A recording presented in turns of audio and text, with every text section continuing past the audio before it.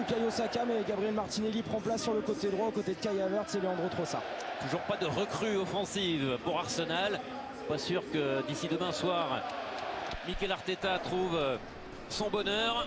C'est donc Kai Havertz qui est titulaire au poste de numéro 9.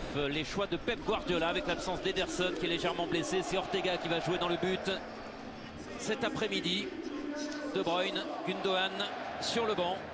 Retour, puisqu'il n'était pas qualifié en Ligue des Champions, de Marmouche.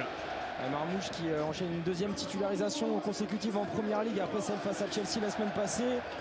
Stones, Akanji vont composer la charnière centrale avec Matheus Nunes toujours en position de latéral droit. On pourrait attendre parfois Rico Lewis qui a évolué à ce poste, mais c'est Matheus Nunes qui est choisi par Guardiola.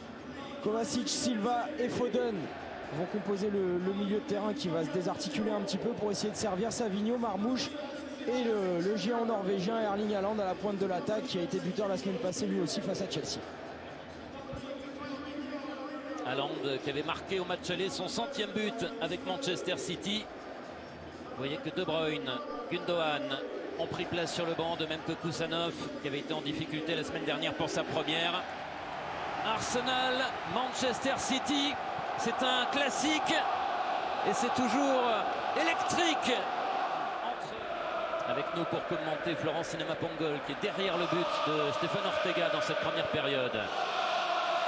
Oh attention, Kai Havertz, Havertz en retrait pour Martin Odegaard et Arsenal qui active d'entrée le plan d'urgence.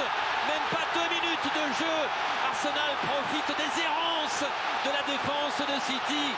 1-0 signé Martin Odegaard.